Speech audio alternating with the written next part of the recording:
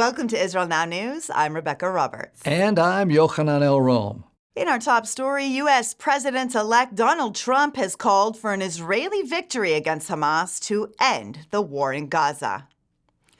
In an exclusive interview with NBC's Meet the Press, President Trump said that Israel must secure a decisive victory over the Iranian-backed terror group to end the war. President Trump's critics have falsely accused him of attempting to force Israel to stop fighting against Hamas as his predecessor did.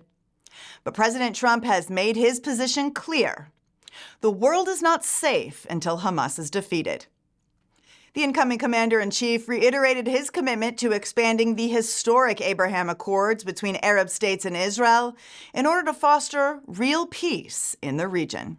The Israeli Air Force wasted no time in destroying stockpiles of sophisticated weapons in neighboring Syria following the stunning collapse of the brutal government of President Bashar al-Assad. The ruthless dictator, also known as the Butcher of Damascus, fled to Russia as his regime disintegrated, leaving the country's weapons depots unguarded.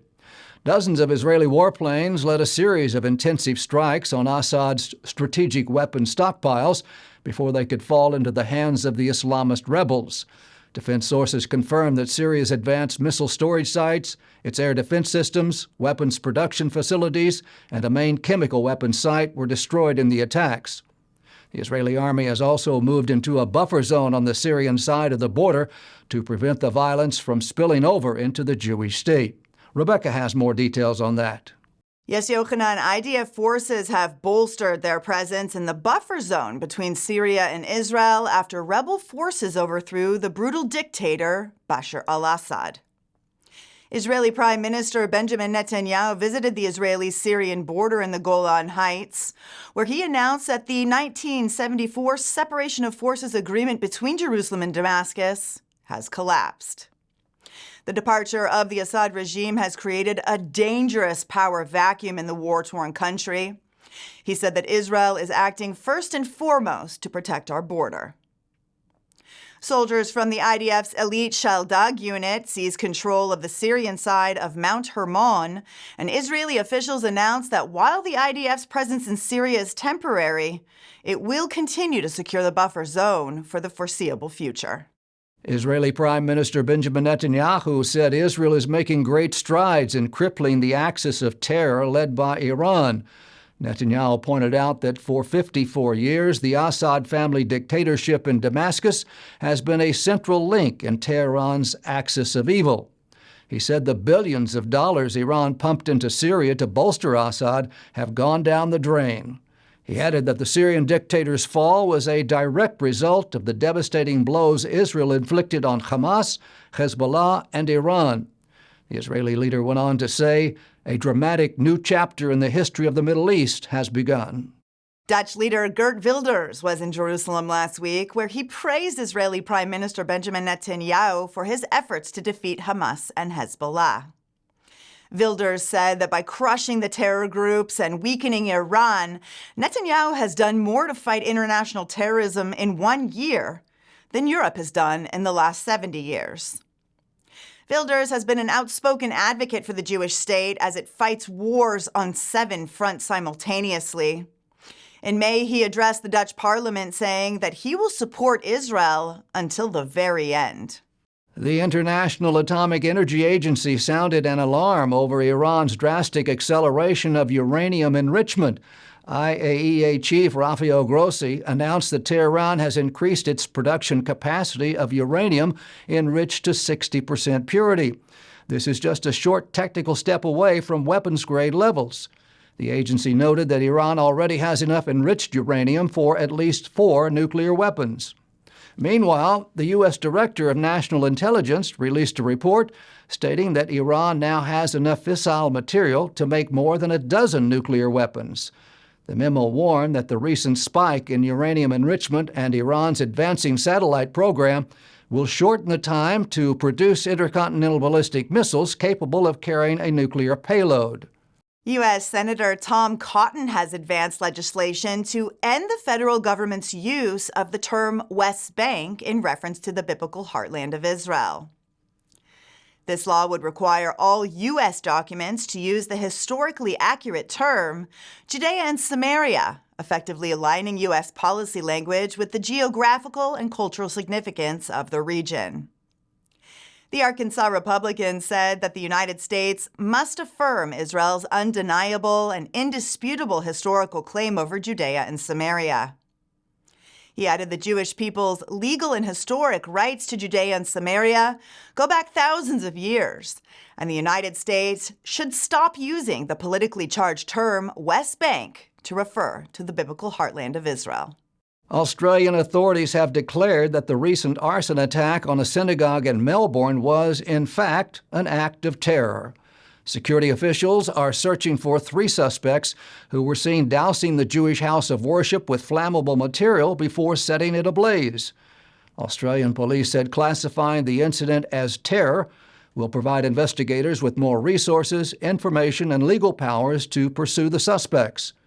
Since the October 7th Hamas genocidal attacks on Israel, the Jewish community of Australia has become a target of anti-Semitic hate crimes. As a result, the Australian Federal Police have formed a special operations team to address anti-Semitism throughout the country. Nearly 1 year after Israel revealed that Hamas terrorists had infiltrated United Nations organizations throughout the Gaza Strip, the New York Times has confirmed the terror group's presence in UN schools. The Times discovered that at least 24 people in 24 different schools across Gaza are members of Hamas or Palestinian Islamic Jihad. It noted that a majority of the terrorists were top administrators at UN schools, and almost all of the educators linked to Hamas were fighters in the Qassam brigades. The report also reveals that Hamas's infiltration of UN schools was an open secret. In July, Israel published a list of over 100 UNRWA employees who worked for Hamas, as well as evidence of UNRWA's cooperation with the Iranian-backed terror group in Gaza. Pope Francis attended the inauguration of a Palestinian nativity installation at the Vatican. This highly offensive exhibit depicts the baby Jesus swaddled in a Palestinian keffiyeh, a symbol of violence against Jews. The pontiff has been critical of the Jewish state as it fights a war for its survival on 7 fronts simultaneously. He has allied himself with the Palestinian leadership and embraced their twisted narrative that Jesus was a Palestinian. The Pope has even repeated the false claim that Israel is to blame for the ongoing persecution of Christians in Bethlehem. In 1995, Israel relinquished control over 450 villages in Judea and Samaria as part of the Oslo Accords. In the 30 years since the Palestinian Authority took control of Bethlehem, the Christian population plummeted from 80% to less than 10% today. Many Christians fled the PA so they could live in peace in Israel. Today, the remaining Christians living in the birthplace of Jesus continue to suffer unimaginable horrors at the hands of Muslim officials. Unfortunately, Pope Francis has cast his lot with those who persecute Christians rather than those who protect them. The crazed gunman who opened fire on a Christian school in California claimed that he was taking revenge for the fictitious Gaza genocide. 5-year-old Elias Wolford and 6-year-old Roman Mendez were critically injured by the deranged gunman who killed himself after opening fire on the children at the Feather River School in Palermo. The shooter reportedly left a note justifying his actions as revenge for Israel's military campaign against Hamas in Gaza and its counter-operations against the terror group Ansar Allah's attacks on the Jewish state from Yemen. The Israel Allies Foundation has named U.S. Representative Doug Lamborn as its first honoree of the annual Rabbi Benny Alon Award for Political Courage. Lamborn has co-chaired the Congressional Israel Allies Caucus on Capitol Hill since 2011 and has been one of Israel's most outspoken proponents. He said during his 17 years representing Colorado's 5th District, he and his staff have focused on strengthening national defense and bipartisan support for Israel. The Republican congressman noted that his support for the Jewish state is deeply rooted in his Christian faith. The award is named for the late Rabbi Benny Alon, who founded the Israel Allies Foundation in 2007. Elrom serves as the chairman of the Knesset Christian Allies Caucus, growing its influence and connections in the Christian community in Israel and around the world.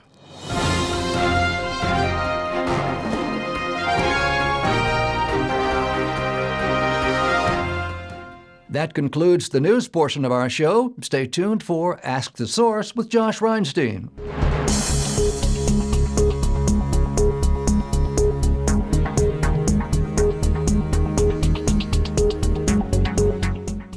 Hello and welcome to Ask the Source. I'm your host, Josh Reinstein, and we're here in our beautiful studio in Jerusalem. My guest today is Rabbi Dov Lipman. He is the co-founder and CEO of Yad L'Olim.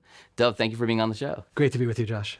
Tell our viewers a little about what is Yad L'Olim. Yad L'Olim was founded to literally partner with God to help people come back home. And we help Jews from all around the world find their way towards Israel, get through the bureaucratic process to get to Israel. And then once they settle in Israel, help them through all they need to acclimate to life in Israel. You were always a big supporter of faith-based diplomacy. As a member of Knesset, you sat in the Knesset Christian Allies Caucus, was the most active member of the time.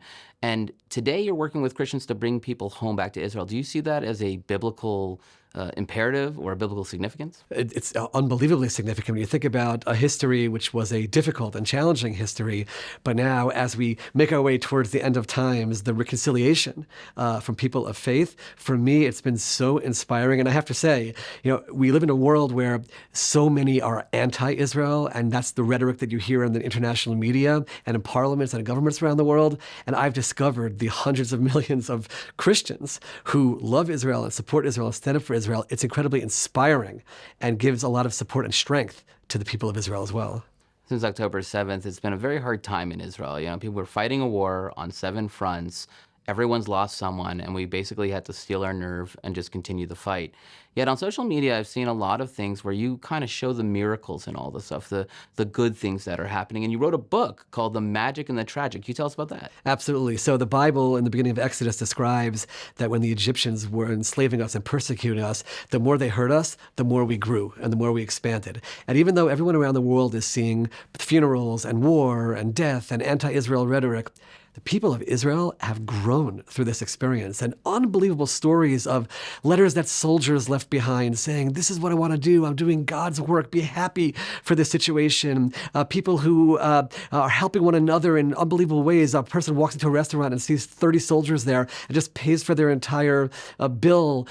Injured soldiers who are with prosthetics making their way back to the army and saying, I want to be with my people. Just so inspiring. So I made these posts, and then over time it came together as a book called The Magic and the Tragic. Has a letter of introduction from President Herzog. And my goal is that people all around the world should see the inspirational stories that have come from this war that Hamas brought upon Israel. There's been an incredible coming towards God since October 7th by the people of Israel. In fact, the Prime Minister wants to rename the war the Revival War. There's been an incredible revival of people. The number one thing that we were missing on October 15th, a week after the war started, was tzitzit. We needed 60,000 tzitzit. Why do you think people are coming so back to their faith? So, the saying, there's no atheist in a foxhole, which is true, but it's more than that here. Because, my son is a commander in the Army in a combat unit, and he talks about how all of a sudden, religious and secular people were thrust together in a fight for our lives, right? We were fighting for our lives. And all of a sudden, all the things that unite us became clear instead of the things that polarize us. And one of the things that unites us is we're Jews, but that's not just genetics, right? What is there? And these conversations begin, and people in a time like this, when the world is against us, start saying, why are they against me? What do I stand for? And all of a sudden you realize it has to be that it's faith. It's what we stood for thousands of years. It's the Judeo-Christian ethic, which there's a world that's against it, and then there's the people of faith that have to fight for it. So it's led so many people in Israel to start saying, what are we really all about? Is it just a little sliver of land, or is it more than that? It's the land that God gave to us. It's the land where God wants us to be spiritual. It's the land where we're supposed to be a light unto the nations. And that's what people are tapping into. I get sometimes the Torah portion of the week sent to me from my most secular friends, people who never even talked about the Torah portion because they see God's hand in this war. They see God going before us. As an Orthodox rabbi, is this the time when God is going to show to the world He's the one true God by destroying our enemies around the world? Do you think we're at that point in prophecy? I feel that we're there just by what we've experienced. We sat in our bomb shelters when hundreds of ballistic missiles came here, and the experience, okay, of course, the technology and the incredible soldiers, and that's all true, but they're all the tools of God. It was literally like God's hand was just there swiping them to the side, and you're just seeing open revelation over and over again in this war. This little tiny country fighting against these arch enemies that have so much capacity, and we're winning. People have to know that. We were really worried about this generation. They were called the TikTok generation. You know, they're always looking at their phones. Yet we found that this is the finest generation that we've ever produced in Israel. They are more religious, more conservative, more patriotic than any generation before. How is that possible? So Israel's 76 years old. We're in our baby steps in historic terms. And now we're at the stage where we say, okay, we're here. We've solidified ourselves. We're the high-tech nation and all of that. But what is this all about? And these young people, you've met them, I've met them, they're going to be the next leaders of Israel. Get ready. Whenever there's a next election in Israel, there's going to be new people on the scene, people who are fighters and courageous and brave and so inspirational. And I feel like because we're a new country that's fighting for its life, that's causing us to dig deeper inside and say, what is this all about? And it's making these young people say, I want to be part of the most incredible story in world history. I want to play my role in that. And that just makes them connect to the flag, connect to the state, connect to what we're all about even more. Though there are literally tens of millions of people watching this show, what message do you have for our viewing audience? I ask everyone to take a step back for a moment and realize you are living in a time where biblical prophecy is coming true. Please keep up your prayers for Israel, your support for Israel, your love for Israel. I recommend that you take a look at my book, The Magic and the Tragic. You can find it online. It'll inspire you to realize what an incredible time we're living in, and really to just take a step back and give thanks to God that you're living in a time where biblical prophecy is coming true. Jews coming back to their homeland. We in Yad L'Olim are blessed to be part of that, and you can be part of that too. Praying for Israel, supporting Israel, visiting Israel, and just being our brothers and sisters of faith. Thank you, Dov, for being on the show. And thank you for tuning in to Ask the Source. I'm your host, Josh Reinstein. Now back to the studio.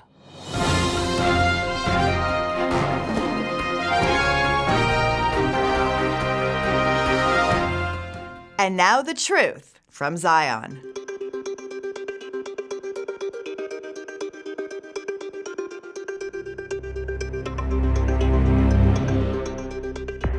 Today, we go on a journey to one of the most geopolitically significant regions in the Middle East, the Golan Heights. This lush green mountain range is not only a beautiful place for wildlife to flourish and people to hike, but it is a strategic location for the State of Israel. The Golan Heights has been at the center of numerous diplomatic negotiations and even violent conflicts stretching all the way back to the end of the Stone Age. In modern times, the Golan Heights was under the control of Syria, who occupied the territory until Israel reclaimed it during the Six-Day War in 1967. But the story of the Golan Heights begins in antiquity, with numerous mentions in biblical text and ancient historical records. Jews have had a consistent presence in the area since biblical times. Archaeologists have discovered 120 ancient synagogues throughout Israel, with 30 of them in the Golan region. In the Bible, the region is called Bashan, with Golan being the name of just one of its many cities. The passing of centuries has seen control over this area change hands multiple times between different empires, states, and powerful individuals. In biblical times, the kings of Israel fought the Arameans for control of this territory. Then it was ruled by the Assyrians, followed by the Babylonians. Afterwards, it came under the influence of Persia, and later was even controlled by Alexander the Great around the year 332 before the Common Era. In the 7th century of the Common Era, it was conquered by the Muslims, and in the 16th century, the Ottoman Empire took over the area and made it part of Ottoman Syria. The French then got their hands on the land, but when the Mandate ended in 1946, it became part of Syria until 1967. War broke out on June 5, 1967, following repeated attacks by Palestinian terrorist groups. Syria allowed Palestinian gunmen to freely operate from their territory. The mountainous and elevated vantage point gave terrorists an unobstructed view as they ruthlessly fired upon Jewish civilians living in the area. Israel liberated the Golan Heights during the last 2 days of the Six-Day War. Many consider it a miracle as the Israel Defense Force was fighting on multiple fronts. As the Syrian army deployed along the border, the Israeli military launched a preemptive strike. Israeli forces gained the upper hand and pushed their way north, taking over the disputed territory. A ceasefire was declared on June 10, 1967, and Israel effectively had taken control of the Golan Heights. Israel on the Golan Heights constrains the capabilities of Iran and Syria to invade, to attack the pro-US Hashemite regime in Jordan. And we had a precedent back in 1970 when Syria invaded Jordan.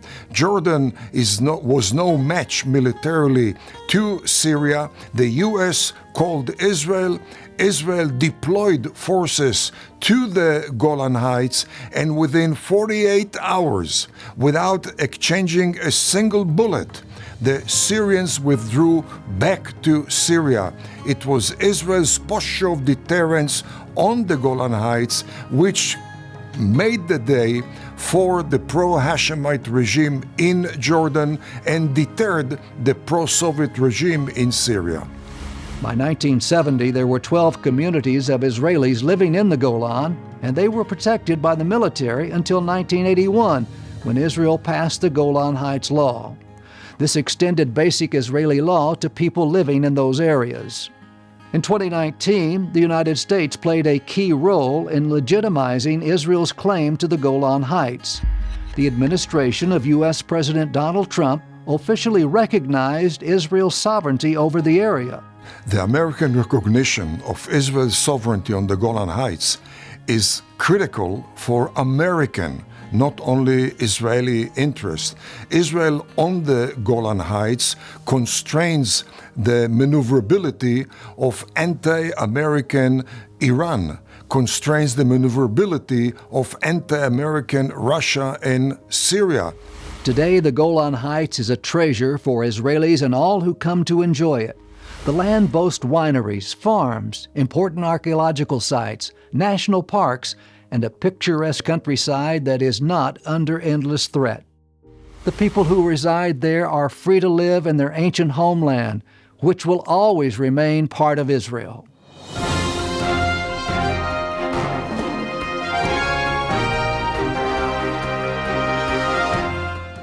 Up next, the ICEJ Report from the International Christian Embassy, Jerusalem.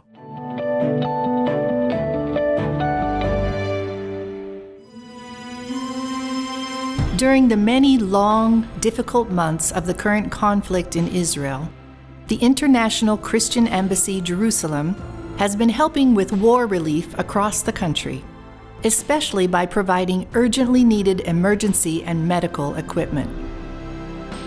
The ICEJ has donated 5 new ambulances to Israeli medical teams this year, including a fully equipped military ambulance to serve Israeli communities near the Gaza border, 2 new ambulances for Magen David Adom, a special ambulance to serve elderly Holocaust survivors in Haifa and northern Israel, and an extra-large custom ambulance to serve special needs children in the center of the country.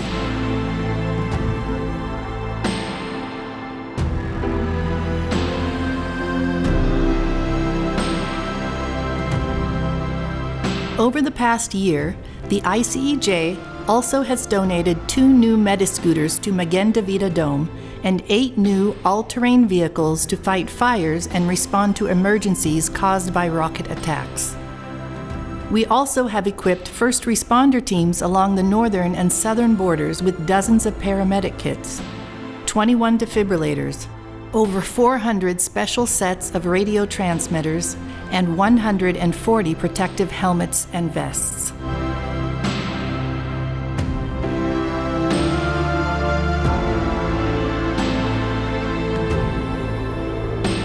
The ICEJ has also provided 32 life-saving portable bomb shelters and renovated 187 underground shelters in vulnerable communities in the Negev and Galilee regions.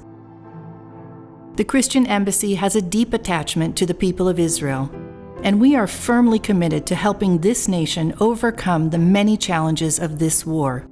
so they can restore their sense of security and start to rebuild their lives.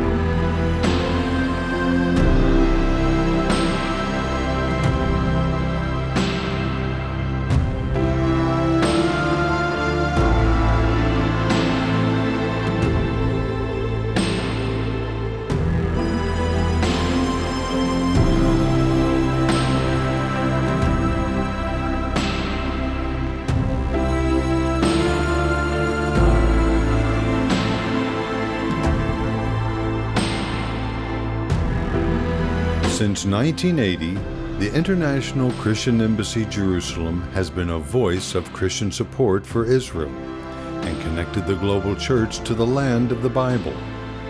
Headquartered in Jerusalem, the ICEJ has taken action to stand with Israel by caring for Holocaust survivors, helping Jewish families return home to Israel, providing bomb shelters, fighting anti-Semitism around the world, and by inviting Christians to discover Israel for themselves.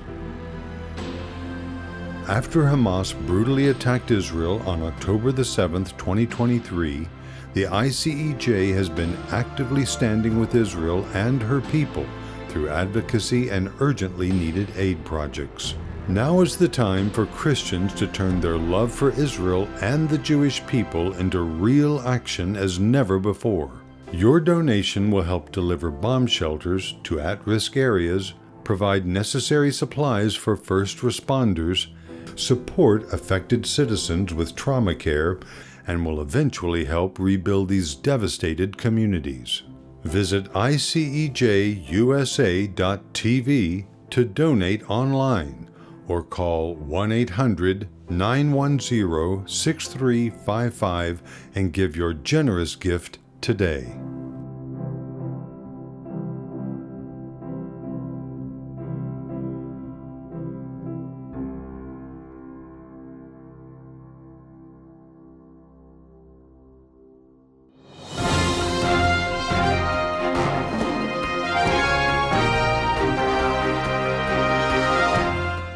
That's all for this edition of Israel Now News. I'm Rebekah Roberts. And I'm Yochanan Elrom, reporting from our studio in Jerusalem. Join us again next week for all of your Israel updates.